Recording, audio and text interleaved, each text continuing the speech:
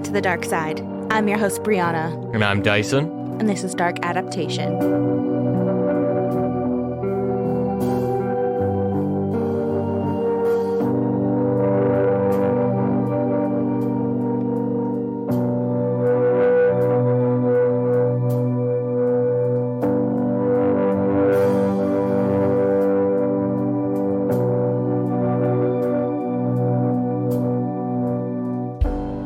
Welcome to episode 52. 52! So nice to finally be recording after half an hour of tech troubles. I was in hell for a minute. No, 30 minutes. 30 minutes. Oh, God. But you did it. We're here. It's recording. Hopefully it sounds good in everyone else's little earballs. Yeah. It's the first episode of February. It is. Welcome. Thank you for tuning in. Happy February. February. It's gonna be a February? February, yeah. February. Why is there an R there? It doesn't even make sense. No one says the R. I don't know. Someone's gonna pay for this. February. Wednesday. Wednesday. That's how I think in my head when I have to spell that fucking word. Wednesday. You didn't say the D, do you? No. Okay. Wednesday. What is this podcast? I don't know. I can tell you what this particular episode will be. Oh, please do. I can't speak for this show as a whole, man. I don't know. Oh, please do. Today, this episode I have for you is a Hungarian serial killer from the early 1900s. I'm sorry, he's hungry? He's so hungry. He's hungry? Starving. He's a bit peckish. Hungarian. Serial. Killer. Coming to Netflix. Okay. This case here has a ton of different reporting. There's, it's probably because it's older. It's like from the 1900s. So, there's a bunch of different sources that say a couple conflicting things. So I just looked at a whole shit ton of them and I wrote this episode with details that are like reported the most often and are the most consistent. Yeah. So if you got a problem with that, you can take it up with the history books. You jump into the archives yourself. Mm-hmm. Mm-hmm. Mm-hmm. Ready? I'm very much ready. It was July 1916 in Czinkota in the midst of World War I, and Béla Kiss's landlord arrived at the property on Kossuth Street with a squad of soldiers. They were told by the village's constable that the property had a stockpile of gasoline, which they desperately needed as Europe had a shortage. The constable knew this because, before the war, people of the village had believed Kiss was stockpiling illicit alcohol. So when the police came to question him, he told them that they were filled with gasoline because he expected it would be scarce. So, don't even worry about it. And then the constable was like, okay, bye. So now they're in the midst of the war. There truly is a gasoline shortage, and that it is very scarce. So the property seemed like a gold mine if it's true that it had barrels of gas there. Mm-hmm. So the landlord and the soldiers found 7 oil drums, but they had been soldered shut. So they punctured one of the lids, and instead of smelling that sweet smell of gasoline, they were hit with a putrid odor. Oh no. A neighbor, who was also a chemist, confirmed that this was the scent of decomposition, not gasoline. Ew. Béla Kiss's landlord quickly informed the police, who sent the detective chief of police to investigate. When the chief arrived with 2 of his men, they immediately opened that first drum, and what they found was horrific. Oh no, what did they find?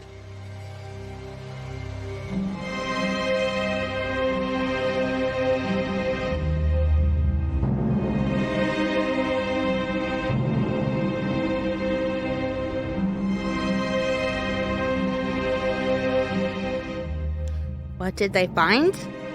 I'll tell you what they found. A whole orchestra. Those 7 barrels full And each person in that barrel was a little member of an orchestra. That's like a Pixar movie or some shit. I don't know. That's gold right there. They had the string section, the wind section. The string section had been strung out. Their percussion instruments section have been beaten down. Mm-hmm. The wind were blown out. They were blown. Can you blow a whole orchestra? Yes, probably. Okay. No, it wasn't a bunch of... Obviously. No, it wasn't. No, it definitely wasn't. Not a whole orchestra. Not even a string quartet. I know that seemed so convincing. Wasn't even a barbershop quartet. Okay. I'll tell you what it was soon, okay? Soon. But first we have to talk about this Béla Kiss character. Okay. Who is he? I don't know. It was a fucking... That name has mystique written all over it. Béla Kiss. That's made up, right? Like, that's something you just fucking... No, it's actually both names are very common. As a first name, Béla, and Kiss as a last name, they're common. They just won the lottery on that one, though, because it's just smooth as shit. Yeah. God. Suave, that's what that is. And, some people might say this man was suave. I don't know anything about his early life, though, okay?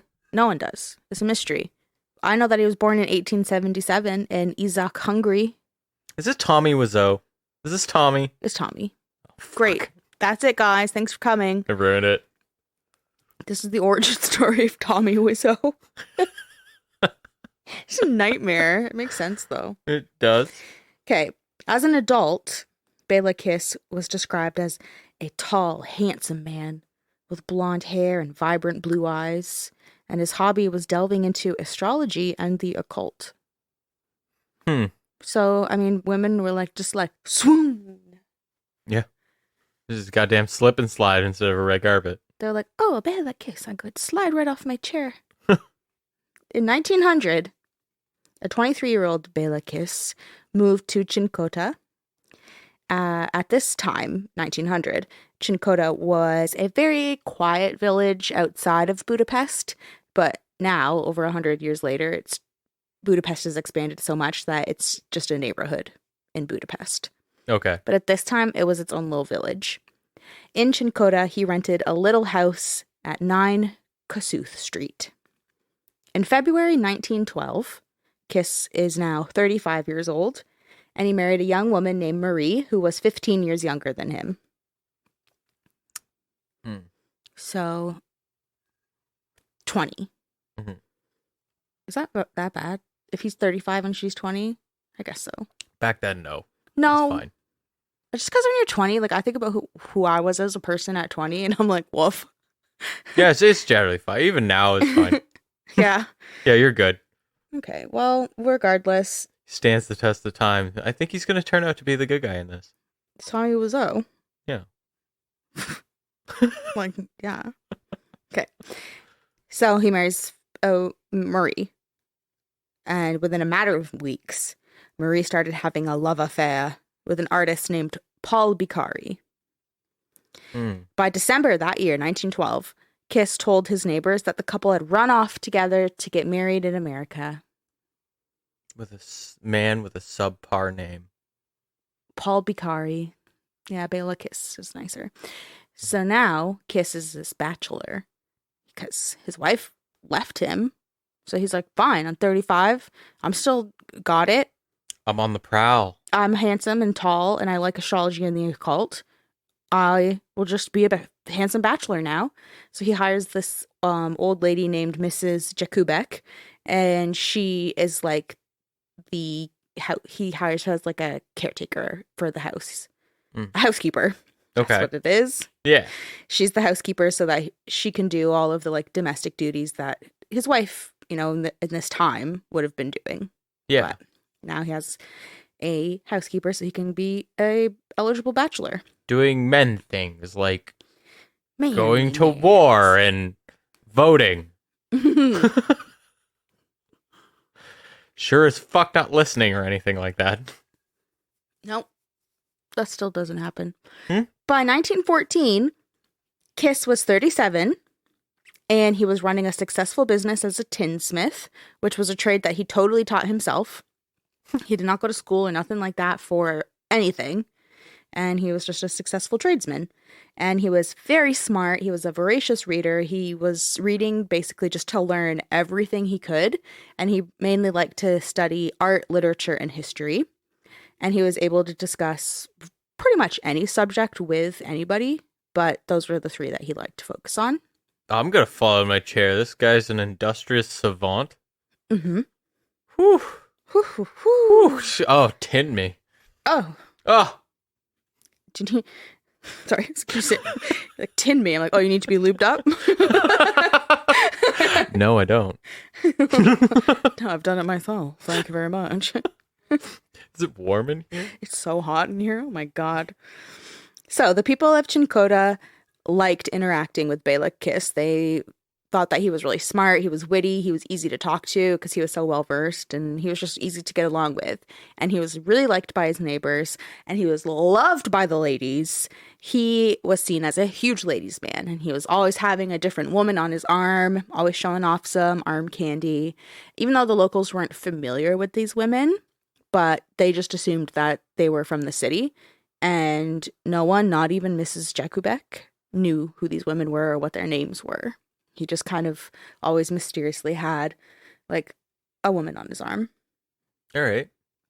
Mrs. Jakubek had worked for Kiss at this point for a couple of years and remained very loyal to him. He treated her well, so she just showed up every day and did her work. And she respected the privacy of his personal life, so she didn't ask many questions in general, let alone about his love life. Like, yo, who are all these women? Yeah, you got a great thing going right now. He's just doing his own thing. He's leaving you alone to do your job and get paid for it. Yeah. It's fantastic. What else can you ask for? And he's this, like, handsome young man. Like, he's this bachelor of the little town. So, after all, like, of course, he's just going to be doing what he wants to do. Mm-hmm. So, she's just like, I don't know. Like, I just let him do his own thing. Yep. I showed up. I did my job. We had a good dynamic. Yeah. Like, I didn't babysit him. I babysat his house. So even when Kiss was conscripted into the military to fight in World War I in 1914, Mrs. Jakubek remained loyal to him and faithfully watched over his house on Kossuth Street. Mm. So she had his whole house to himself, basically, while he was, like, told to go to war. Yeah, told for sure. Yeah, like, hey, it's 1914, you know, we kind of, like, give you a little chance to sit it out, but, like, we need you now. We got, like, an international incident on our hands. Like, we're gonna duke it out for, like, 4 years. It's gonna be, like, probably longer. It's not gonna be graceful. And I know that you're, like, pushing 40, but, like, we need you. Yeah. I need you. Could we kill some people with you, maybe? Yeah. I know you're real handsome, but that's not gonna save us from asking you. We could use your tinning work for some of the machines we have. Why is this? I don't know. It's a new character. What do you think of it? He's not very funny, is he? No, it's funny if you could see your face. But this is audio only art form. But basically, your head has sunk in. You have no neck now. It's the only way I could get the proper angle. Your head has sunk all the way into your shoulders, and your chin is pulled in. I feel like a turtle. You look absolutely terrified of your surroundings. Do you think this is maybe what Kobe sounds like most of the time when he fucking turtles? Maybe because he's fled now. He was sleeping in his little cat bed right now. Oh, yeah. I've upset him again. And he totally just thought he was looking in a mirror for a moment and panicked and ran. My throat hurts.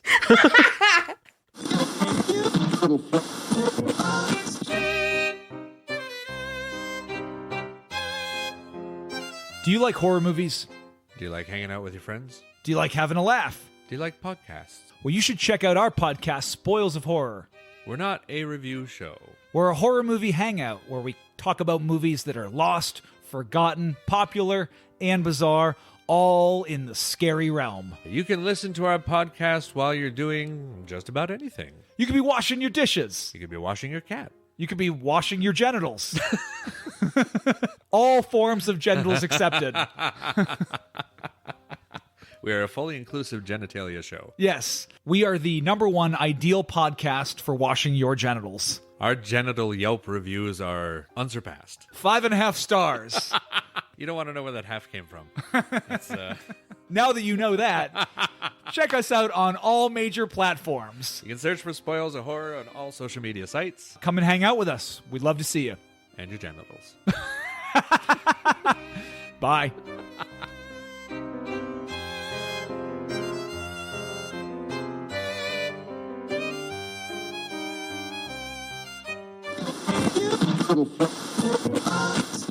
Over the next 2 years, Mrs. Jakubek took care of the property for Kiss, and this brings us to the beginning of the episode in July of 1916, when the landlord arrived on the property with the soldiers looking for gas. They opened up one of the drums. They smelled something foul. A neighbor said it was decomposition, and the landlord informed the police in Budapest. All right. So, the detective chief of the Budapest police that arrived on scene was Charles Nagy, and he brought 2 of his men with him so they could start investigating.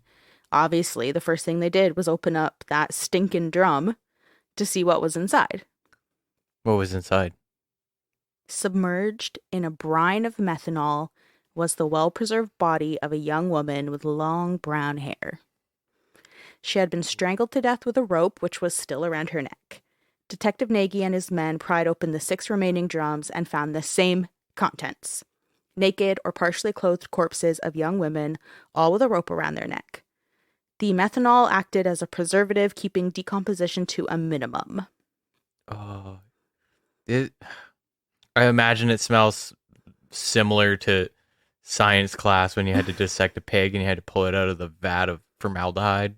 Well, yeah, methanol is used in formaldehyde, so that's why it acts as like a preservative. Arguably one of the worst smells I have ever smelt. And there's a few of them. I only did, I think you only have to do 2 credits in high school for science, so I only did the 2.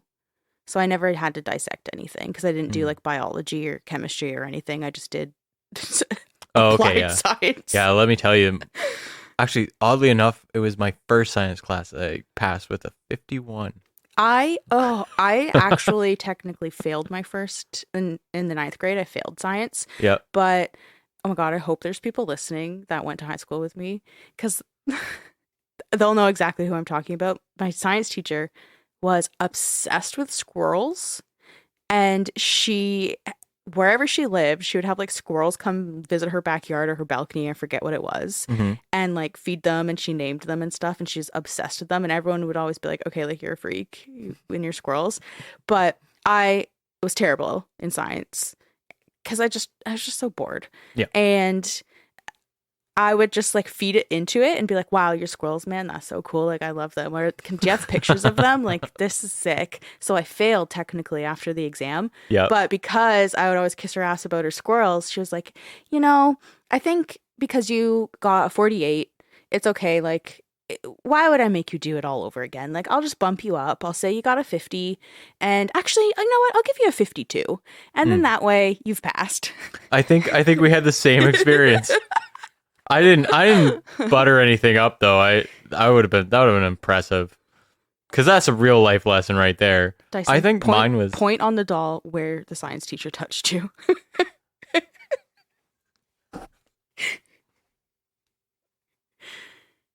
Oh my God! This doesn't work for people who can't see you. Oh man, if this was on TV, we'd have to blur that out. She didn't say a word to me. She just gave me the 51, and my brother had to break it to me, telling me like, you 100% fucking failed. She just felt bad for you. See, I would rather someone just think I appreciate their squirrels than feel bad for me. Yeah. I just never caused shit, you know? Mm-hmm. I was around chaos all the time, but I was calm. Because it's my element anyway. You thrive in chaos. I just sat back and was like, and so I was just like the little peaceful island in the middle of the chaos. I was the eye of the storm for her. I was the shelter. I was the... Stop doing that motion. Wow, anyway, so I don't know what dissecting anything smells like. I don't know I never had to dissect a pig or a frog or whatever it was people had to do. I'm sorry you had to do that because I would have cried because I think pigs are so cool and cute. It was a lot. You have to dissect everything. It's gross. Yeah. So this guy, he's a chemist. So when he came over, because, you know, it's the war. Everything's really boring probably in small towns. Mm-hmm. Nothing to do. Yeah. Except we'll follow the war. So he was probably like, what are you guys looking at over there? I know that smell.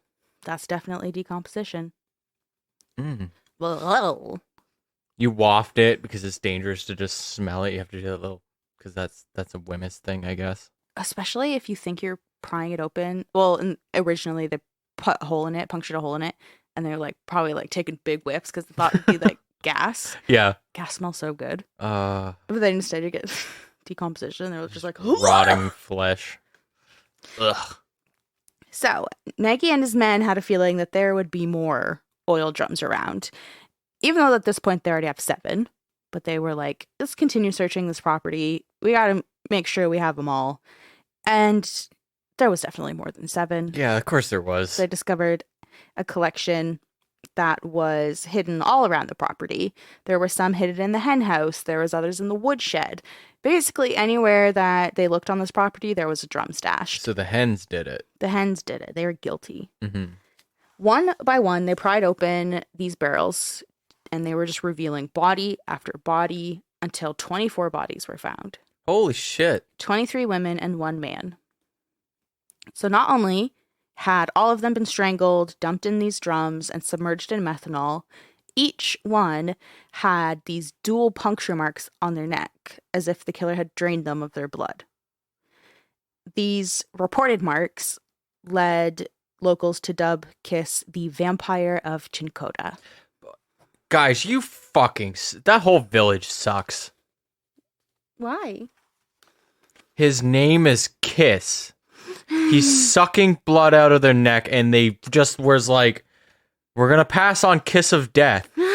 Why would you do that? I don't know, because Kiss, it's hungry. So to us, Kiss Apparently he was. But Kiss in Hungary means small. I don't care. Small. Small. You can call him the Kiss of Death. Call him Small Death. That's still dope. It's like a little mini-me death. It's fucking sick. A little compact. Comes in like a little Polly Pocket vat. Polly Pockets. Okay, but in all likelihood, he was not sucking their blood out. It was likely that he was... What was he sucking out? Probably nothing. It's likely that... There's only 1 man, Dyson. Right. It's likely that he was draining them of their blood because they would preserve better. Like there's less decomposition if you remove all of the blood. Yeah. But I mean, what he did with the blood after he drained it is anyone's guess. Maybe he did drink it. I don't know. No one knows. Where did this blood go? Who knows? And you might be like, I mean, Kiss isn't even here at this point. Like, you don't know. Like, it sounds like we're jumping to conclusions that he's the killer. He's not even here to defend himself in his vat of mummified. Pickled. Pickled. It's Pickled actually victims. pickled. Yeah. But like you'll see, like, okay, guys, you'll see. He's totally a vampire of Czinkota, or the monster of Czinkota, whatever you want to call him. So the faithful housekeeper, Mrs. Jakubek, she was like horrified. She's like, I didn't do it. And she's straight up distraught by what the police were uncovering. Yeah. And of course, the detective, Nagy, he initially suspecting that she knew more than she was letting on, especially since they discovered that Kiss had left her money in his will. But she was like, I fucking swear to God, I had no idea what was happening here. I didn't know that there was like a will, let alone that I was mentioned in it. And of course, she's like, I didn't know that there was these bodies. Of course, I saw the drums. I'm not going to ask questions. Like, she said that she didn't know who these women were. She didn't know what their names were. She was like, I simply am the servant here. I come here, I check on the property, I do my work, and then I go home. Like, I don't live here. I spend my nights at home. Mm-hmm. And when Kiss was on the property, she was like, I didn't keep tabs on him 24/7. Like, he could have been doing whatever. She's adamant, but she was adamant that even though she didn't like keep tabs on him and whatever, she was like, he couldn't have done this. Like, he was a good man. Like, this is insane. This is someone else's vat. Yeah, all of these were just as a framing. So she, of course, even gave examples of like how he's a good man. And one of these was that in the neighborhood in Czinkota, there was this dog that had like a broken leg and was just kind of wandering around. Mm-hmm. And Kiss got the dog and like made a splint. He drained it of its blood. No. He stuffed it, taxidermized it. He wasn't Norman Bates. Oh. He didn't do that. Okay. The dog was wandering around limping, had a broken leg, so he like made is it a stint or a splint? What is it? A splint. Okay, splint. He made that for the dog and like nursed it back to health. And she's like, who could do that other than a good person? Yeah. And people aren't complex like that. It's black and white. Right. She's like, I just can't see it. He's such a good guy. So Nagy and his men had found all of these drums with the women in them outside around the property, like I said. And they hadn't even gone into the house yet. So Nagy knew, like, we have to go inside. There could be more bodies, or we could find clues, hints, whatever, as to what the fuck is going on here. Because obviously they're like, I have 9 million questions, and hopefully getting inside that house will solve 199 of the... I forget what I said. We gotta... 99 of those. We gotta... You gotta solve those questions. Mrs. Jakubek let us in that house. We have questions. Yes.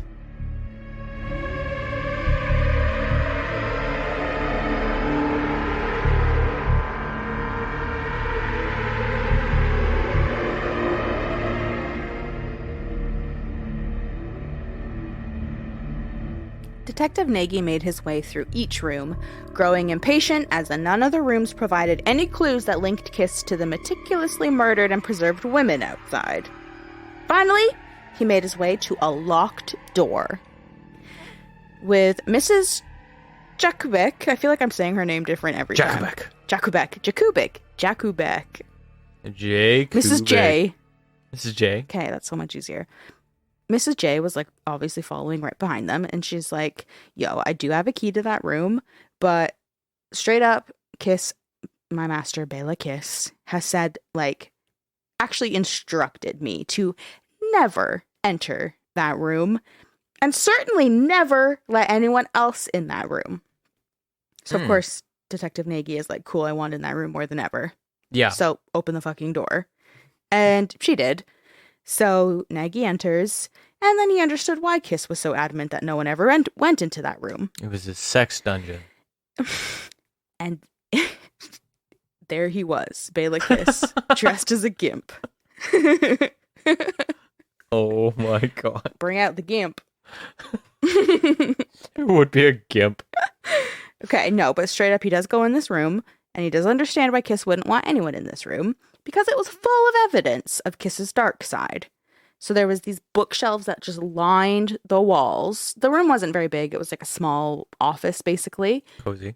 But all around the room, there was bookshelves, and they were filled with these like macabre books about murder, poisoning, strangulation, intermingled with all of his other books on like history and literature and art and stuff. That just sounds like our library if we had one. I'll have you know, my true crime books are completely separated from my literature. Okay. Yeah, so books like that, all kinds of dark shit on these bookshelves. And then in the middle of the room, there was the only furniture other than the bookshelves was a desk and a chair. So Nagy searched the desk inside and out, and he found the will that I had mentioned, where Mrs. J is mentioned in it. But she never went in this room. She never saw that will, and I do believe her. She's like, I had no fucking idea. Yeah. Also, as we get into the story more, it kind of seems like you can't trust anything that Kiss says and does. So this will, to me, is just like whatever. Also in the desk, there was this album with photographs of more than 100 women, and there was a fuck ton of documents. So these documents revealed that Kiss had spent over a decade corresponding with dozens of women. At this point in the story, it's 1916, and the letters date back to 1903. He's just been catfishing people. So he wasn't necessarily catfishing, but he was using a fake name, Hoffman, And he was putting Lonely Hearts ads in the Budapest newspapers, where he also was renting a secret apartment in Budapest. So he was claiming in these Lonely Hearts ads that he was the sad, lonely man searching for a lovely wife. And he wanted to make sure that his future wife had some money. So when women responded to these ads that met his standards, he'd put his plan into action. So he would go and visit them in the city. He would bring them small gifts, take them out, bring them back to his little love nest apartment. He was basically just like love bombing the shit out of them. Mm-hmm. But once the women felt like wooed, or whatever you want to say, he would quickly get to the point, which was to make sure that they did have some money or some assets they could turn into cash, and make sure that they were alone in Budapest. So he wanted to make sure that they didn't have any close friends or family nearby. Basically, that would notice if A, they went missing, or B, that he was like obviously this con man. So for like Sunny fans out there, he was using the dentist system. I don't know. Did Dennis take them for all they were worth? I don't know, but he really did isolate them. Yeah, definitely. Yeah. Sort of the dentist system. A 1900s dentist system. So if the women confirmed that they were alone in Budapest, then he would, and of course that they had money or assets of some kind, then he would continue to romance them in letters, convincing them to send him large sums of money, or in some cases, like literally their entire savings, under the guise that it was needed so that they could start building their life together. Like, oh, like I'm still over here in Czinkota, so I need you to send me like some money, and I'll put it into good use. Like I'm a strong, handsome man after all. Like I'll be able to turn this cash, and we'll be able to live a life of luxury somewhere else. Whatever. Flip it on blackjack. Yeah, whatever story he was spinning. So they would, and he was like saying and doing all of the right things leading up to this. And it's reported that Kiss received, through these Lonely Hearts ads, 174 marriage proposals from women. Holy fuck. And he, from what's known by the police going through his documents and stuff, he accepted at least 74 of them. So the ones that he thought he could get good money from. Yep. So each of the 74 had their own file of correspondence in his desk. They were like organized basically by victim. So Nagy worked with the local police because Detective Nagy is from Budapest. So he was working with Budapest and Czinkota, where they were, to try and like trace these women, see if they were like Czinkota natives, if they were from the city, just working together, combining forces to figure out who all these women in these letters were.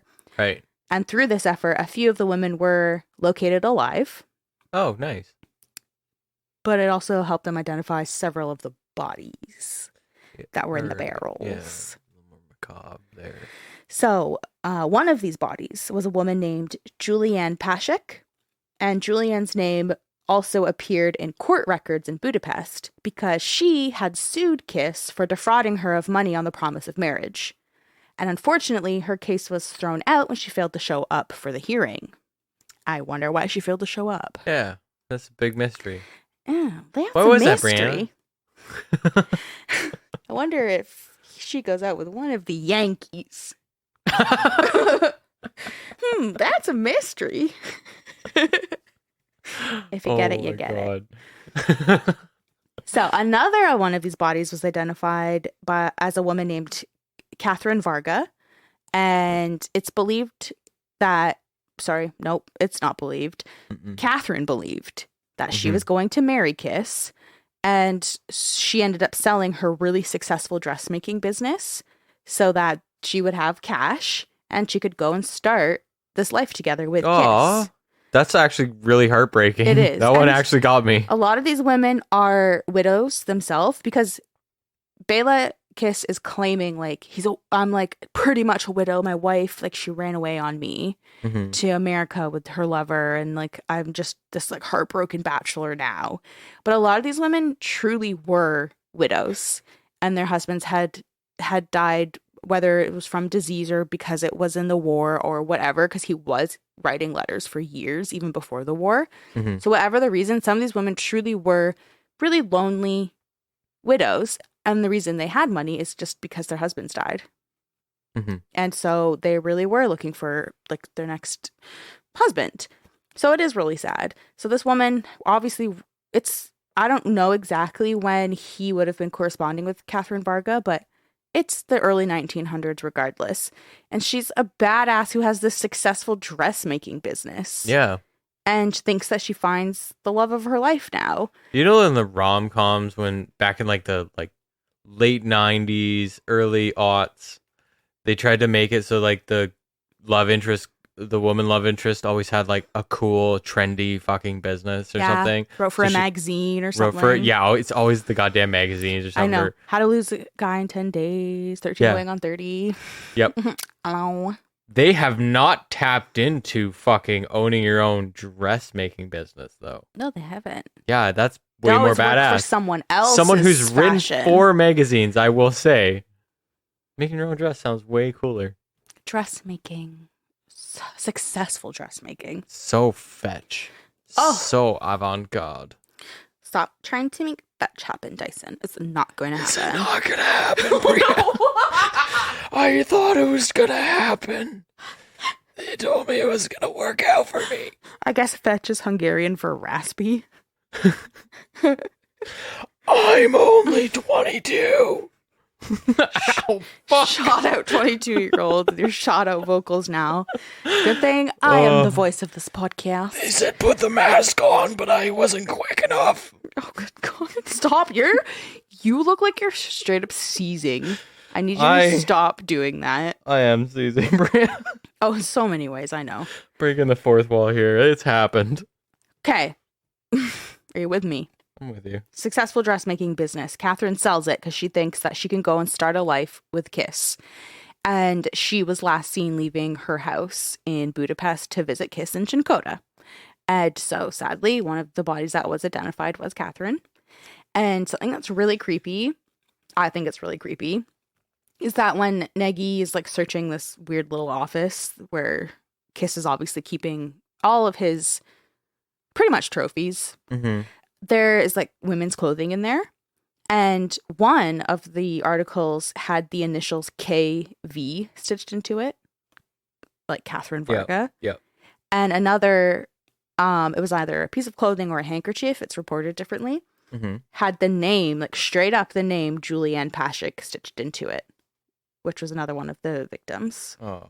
The one that tried to sue him for defrauding her on the basis of marriage. But she's the one that never showed up to court, probably because like he murdered her. Yep. So I thought that was creepy. That when they find clothing that has their literal like name and initials in them. It's just a trophy room that's really on the nose. Yeah. Yeah. Bookshelves all around, just a creepy little desk, and also I picture this room with no windows. Oh yeah, no, me too. I had no. Yeah. It was. I literally pictured like you're walking down like this, a hallway that's center house, and you just take a left into like an old fucking tiny compact like room, and it's just full of oddities and handkerchiefs. Oddities. Yeah. So not long after this whole discovery on Kossuth Street with the barrels and the creepy room and everything, there's two women that go and pay Detective Nagy a visit, Mrs. Toth and her daughter-in-law. So Mrs. Toth told Nagy about her daughter, Margaret, who had gone to Budapest to work. And on one of her visits to see Margaret, Margaret introduced her to this man she was seeing named Béla Kiss. And Béla Kiss persuaded the mom to give him some money because he wanted to marry her daughter. But he needed some money for whatever reason.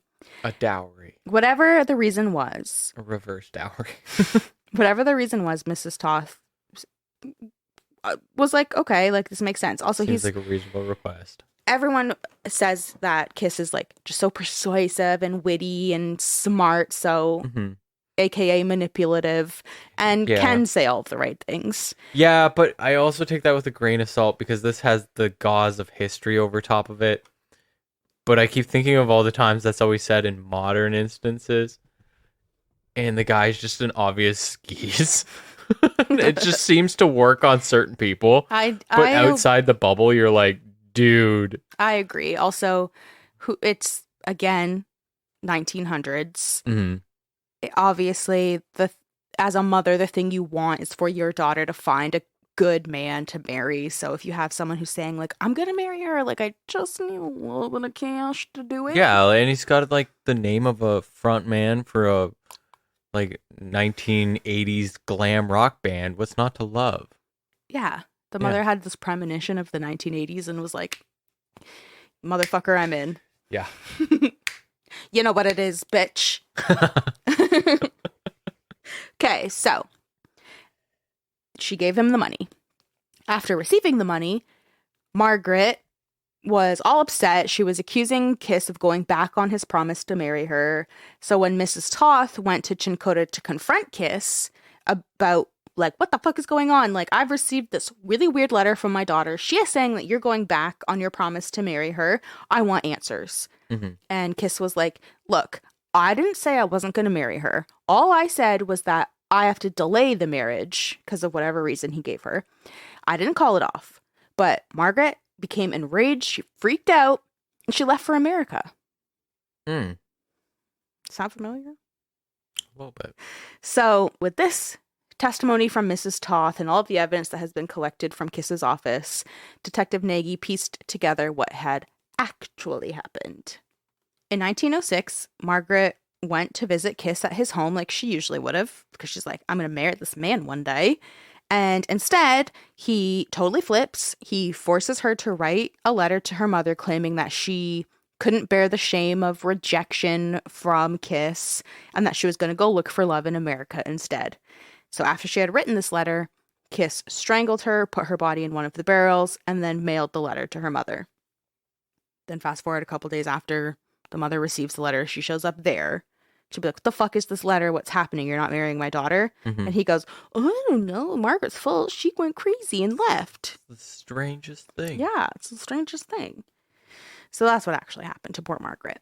That's fucking shitty. Another body was identified as Marie Kiss, Béla Kiss's wife, who he said had run off to America with her lover, Paul Bakari. Mm-hmm. Guess who else was found in a barrel? Remember I said it's 23 women and one man? Fucking Bakari. Well, the one man was Paul Bakari. He was found in one of the barrels.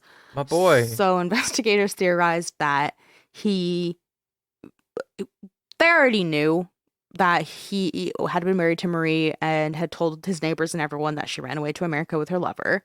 So they were like, well, obviously 1 + 1 = 2. He murdered them both. He was enraged at the fact that his wife is seeing this other man, and he killed them. I guess it's a good thing that it was like Jealous not rage. Filled with alcohol rather than what it is, because then it would be Bacardi. Yeah, you think people pickle down into rum? Do they not? It's okay, Dyson. White rum. Oh, wow. It's showing that you failed your science class. Again. I don't think Bacardi has to be white, does it? They got white and brown Bacardi. Yeah, so. Yeah. It's not only white rum. I don't know. I just remember being drunk at a bar one time and these go-go girls came out and they were like, I don't know. Did they have the sexy boots on? They had big everything. Ooh. And yeah, actually the boots were great actually. And they were go-go like, girls? they were promo girls for Bacardi because they were unrolling and I don't remember. It was either the white or the dark rum. Don't remember. But they had us test it for free. And I tested several. You tested Bacardi rum from Go-Go Girls? Yeah. I'm so jealous. It was fun. I'm your go-go dancer. Yeah, that's what I started singing. Jukebox sweetheart, queen of the night. They didn't let me wear their boots, though. This M&M no longer has sexy boots. I love you for including that in there. Man, we are an ADHD roller coaster. Yeah, if you guys are able to, like, there's cultural reference whiplash going on at this point. Okay, based on what they found in these drums, that was probably so loud. People were like, "Ew, you're so shrill." No. I compressed the audio. They don't even know. Wow. So there's at least 22 women that had gone to Czinkota to see their supposed husband-to-be. I say 22 women, even though there's 24 bodies found, because the 23rd body would have been Marie, his wife, and the 24th is the man. So there's at least 22 that had gone to Czinkota to see Kiss, thinking, I'm gonna marry this man one day, only to be murdered by him.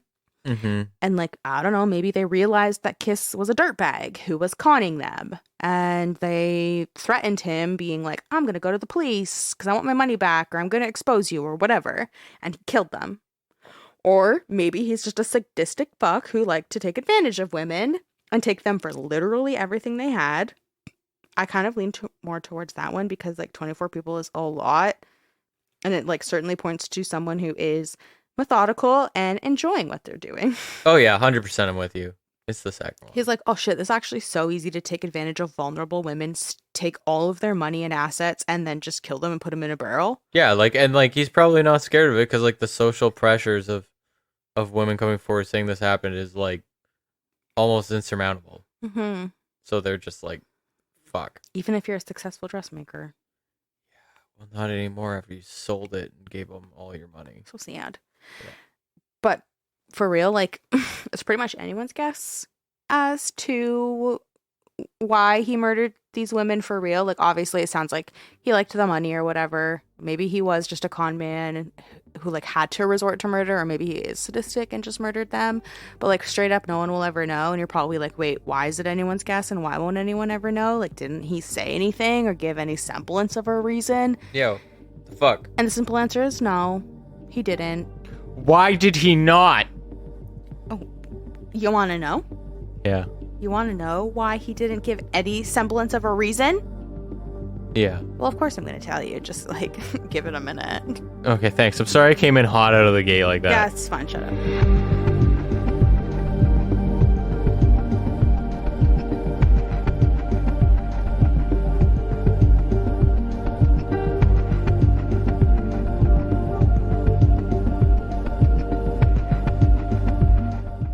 Upon discovering the initial 7 bodies in the drums, Nagy was concerned that Kiss might have had an accomplice.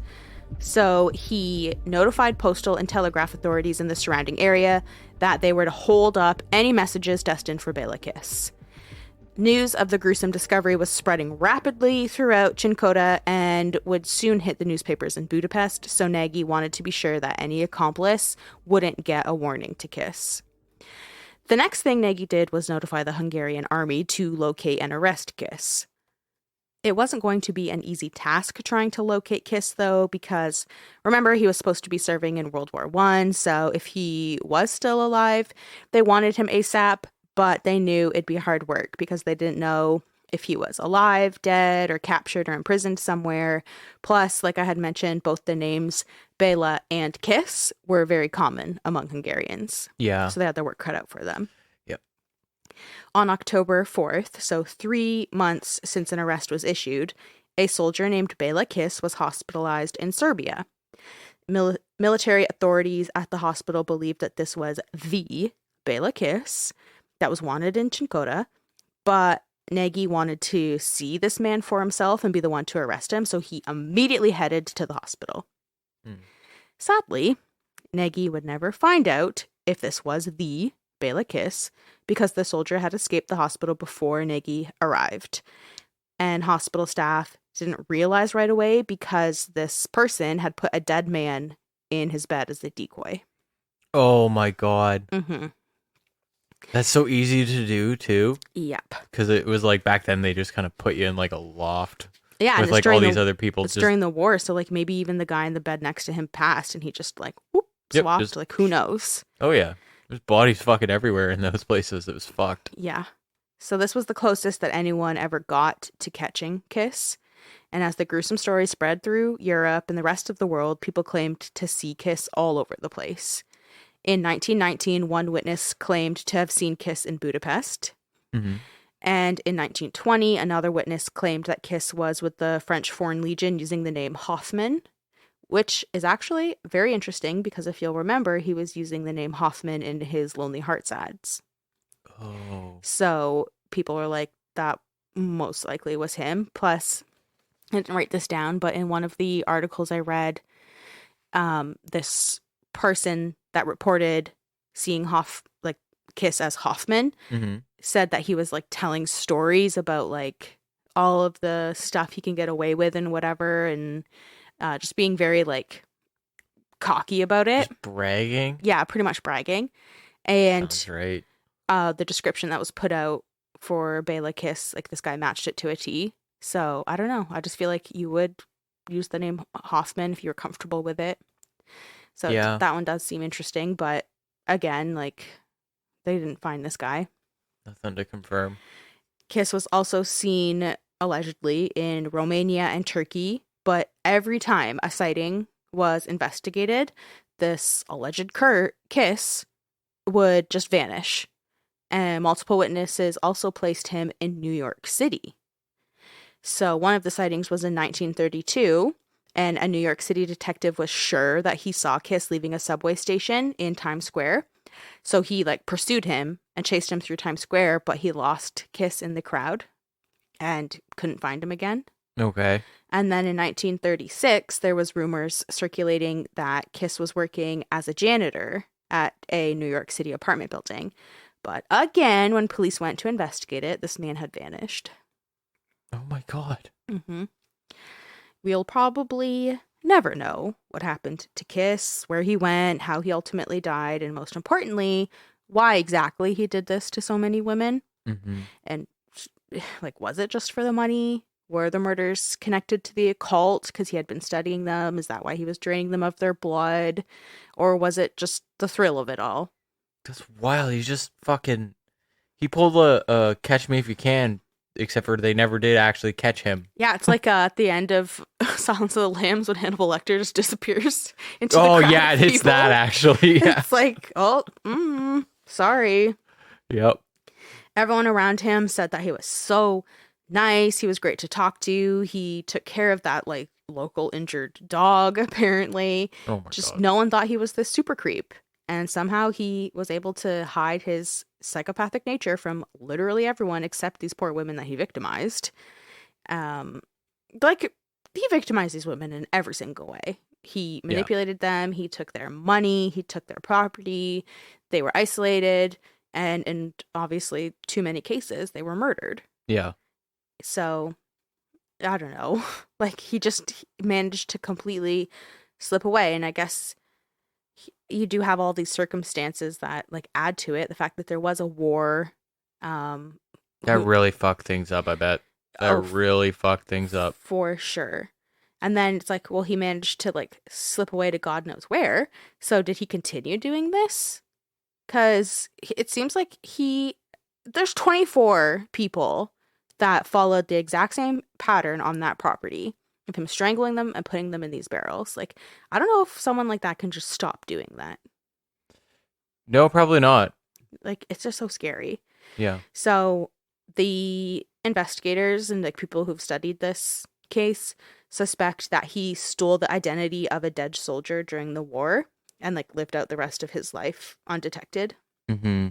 But frustratingly, this man, the, whatever you want to call him, the vampire of Czinkota, the monster of Czinkota, some people call him the Lonely Hearts vampire, whatever you want to call him, he managed to evade the justice he deserved. And to this day, this case remains unsolved. Oh, that was a good one. Yeah. Yeah, that was Hollywood level. I'm glad you enjoyed it. I did. That was actually really interesting. I like to find these cases. I never heard of it. It just, a lot of the cases, topics, whatever that we cover are just because I'm looking at whatever online and then I just go on a rabbit hole because I'll start looking up like, similar stories or places or whatever. And then I just find these little ones. It was so perfect for me because like I literally just like a few hours ago watched All Quiet on the Western Front. Mm. And so I was already picturing everything World War One, right down to the buildings, the way people acted, the whole wars from the German, Austrian, Hungary perspective. Austria-Hungary, that's where he was drafted into. Yeah. And fucking took me there, Brianna. That was amazing. Well, I'm happy you enjoyed it. Yeah. I'm sad for all of these women, but I'm glad to be able to tell a good story. Question mark? I mean, yeah, you have to tell a good story, period. At the end of the day, no matter what. And obviously these stories are revolving around real people with real tragedy, and if you don't tell the stories, then what happens? What's the alternative? Just forget it. Yeah. It just falls to the wayside, or you never even would have. I didn't know about this until I People went down a rabbit yeah, hole. like now I can go look that kind of stuff up. I can Mm-hmm. go like learn more about it. You've already taught me a ton about it, so yeah. A good story goes a long way. Exactly. I had a thought and then it just was like, goodbye. You're done. You're done. You're done. I hope that everyone else enjoyed this. Yeah. And if you guys go and learn more about this story, tell us about it, because I would love to hear more of this. Probably people who'll be like, actually, I read this very obscure article where they said X, Y, and Z, and you didn't report on it. Oh my Because I only God. read it in one article. I so got your I'm not back. I'm gonna double check that shit too. I'm like, if it's one fucking tabloid For said it, then example, okay. For example, on the Wikipedia page, it says that Béla Kiss had an incestuous relationship with his mother. Go and read any other document or article about this case. I didn't read that anywhere. Yeah. So I'm like, I'm not going to That's the downfall lead of off the top with he had an incestuous relationship with his mother, because like I don't even know who knows who his parents really were. Yeah. And it says in there like this is the name of his parents and his children and stuff, but that's the only place that was ever listed.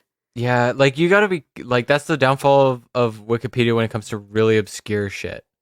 Like you can really, And it wasn't referenced. Like if No, I go yeah, no if I go to footnote. Wikipedia or reading Wikipedia, I'll go to the bottom where Yeah. all of the articles are linked. Mhm. But for the most part, I just don't use Wikipedia. Yeah. There's nothing wrong with Wikipedia No, to an extent, but you know, it gives you the it's gist, just and not then it gives my you like where to research look. prowess. So Yeah. I had a prof in university. Well, it was, excuse me, he was not a professor. He was a TA, and my university had a bad habit of having the TAs essentially teach the whole goddamn class sometimes. I think that's normal. I've heard that before. Yeah, it's just really frustrating with universities, I guess. But I'm sorry you went to university. It's mostly a waste of time. yeah, I know. It opens doors for the worst of reasons. It's ridiculous. I'm just kidding. It's not. Depends on what you go for. That's true. I mean, if I was a doctor. Yeah, it depends on what you go for. Yeah. But I also like, just hate school, so. I know, me too. I'm done with it. This practical shit is what I need, and if it's not practical, it's theoretical. I need to do it on my own. And you know what? Anyway, tangents over. The TA fucking managed to say that the fucking moon was cheese for like 3 full days on Wikipedia. So like, you know, God knows how many people were using shit like that for researching anything to do with the moon for 3 full fucking days on one of the world's most popular websites. But yeah. Wikipedia is good if you want to, like, you look up something like this case, for example, you get the good gist of it, a good base knowledge, but you can't just go off Wikipedia. No, you gotta follow those footnotes, and then you gotta do your own stuff. Anyway, that's that. I mean, I agree with investigators that he's obviously, Béla Kiss was obviously a very smart person, very methodical, had a plan and stuck to his plan. He obviously couldn't plan for being basically told to go to war. Yeah. But I think he knew enough to realize what a golden opportunity that was for him to never return back to Czinkota.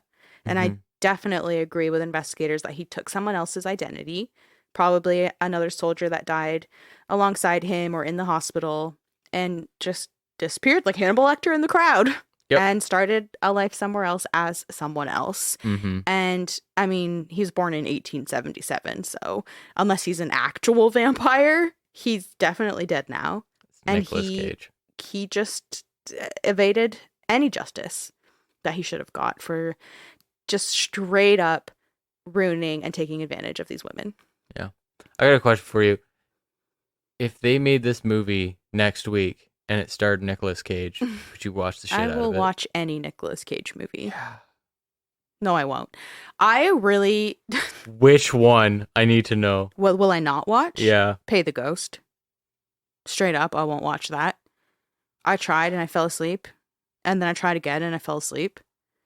Yeah. And also, it just has to be the right movie for Nick Cage. There are some where if it's a Nick Cage movie and he's self-aware, it's beautiful. If there's a Nick Cage movie and for some reason he was really feeling it, then it's wonderful. Like Nicolas Cage in that Nicolas Cage movie. I enjoyed that movie. Yep. Nick Cage in Raising Arizona is good. Nick Cage in 8mm is good. 8mm is probably my favorite Nick Cage What's that movie. one where he something land where he beats up all those animatronics? That I liked that movie. That was gold. I'm gonna just. He didn't say a fucking thing either. He just did his work as a janitor. Coincidence. Beat the shit out of some animatronics very violently. Oh, Willy's Wonderland. Willy's Wonderland. There you go. That was good. Oh, it's beautiful. The movie we watched, Mom and Dad, I think it was called. That was. Oh yeah. That was fine. Yep. It was fine. I haven't seen the color in space or. Yeah, Color in Space. I think. Color in Space. I know what you're talking about. Out of Space, whatever. I haven't seen that. Yeah. I'm looking at his movies. If I was like, okay, he has a lot of movies, and obviously a lot of them I would not want to watch, but he does have some good ones, like 90s movies. Con Air. I really like Con Air. Sometimes I just sneak that reference in when like people aren't like they either don't really know me or they don't like they're not expecting it, and I'll just sneak in like the Face Off. Face Off is a good one. Like I'll just be like, I want to take his face off. But I'll like use like whatever we're doing. Like, yeah. Can you go sweep the floor? I'm gonna go sweep the floor. Okay. If you can't, you can't see. If you can't see him, obviously you can't see Dyson. He's like holding his face and then moving his hand away like he's David Caruso in CSI Miami, removing his glasses. Also, it's like, Face Off is good. Con Air is good. The Rock is good. What's the movie where he's an arms dealer? Oh, fuck. Because that one's good too. Lord of War. Yeah, that one is good. I mean, I'm not going to watch like Nick Cage's Ghost Rider because that's blasphemous, but... Lord of War was something else. Yeah, Lord of War is good. So, like, he's just so hit or miss. How does this turn into Nick Cage movies? I feel like Interview with a Vampire was probably... Interview with No, what's the one where he's just screaming, I'm a vampire! I'm a vampire! I'm a vampire! And he's running down the street. That had me on that kind of mindset since you started. And I think we started talking about janitors, and then, we just got there. It just seemed right. I was like, that's perfect casting, and you know it. I don't know. Oh my god. Do you guys agree? I feel like if you agree, just let me know. If you agree, you can follow us on Instagram at Dark Adaptation Podcast. Fuck that. Tell me on Twitter. You can. Okay, I'm on Instagram, Dark Adaptation Podcast. Dyson handles the Twitter, Dark Adapt Pod. And he would definitely love to talk to you about Nick Cage. Send each other Nick Cage memes. Also, if you've got I'm never other calling actors, the man Nicolas Cage. It's Nick Cage. It's Nick Cage. And also, don't forget he's a Coppola, but like it's fine. It's Nick Cage. Yeah. And if you guys got other castings you think would be better, I damn well want to hear that.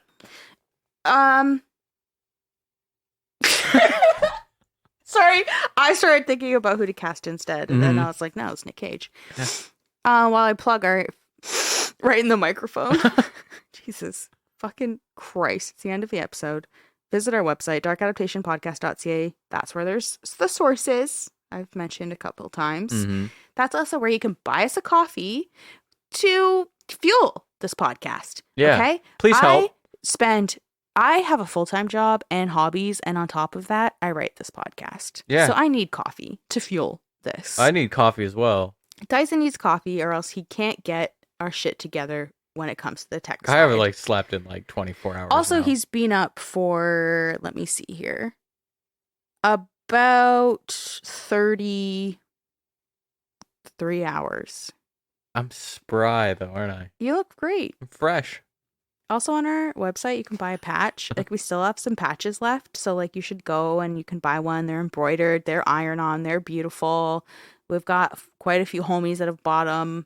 Yeah. We love you if you have. And if you haven't, no pressure. But they are lovely. They are only $14. And there's no tax on it. And there's no shipping on it. It's $14 straight up flat. I will send it to you with a lovely handwritten note.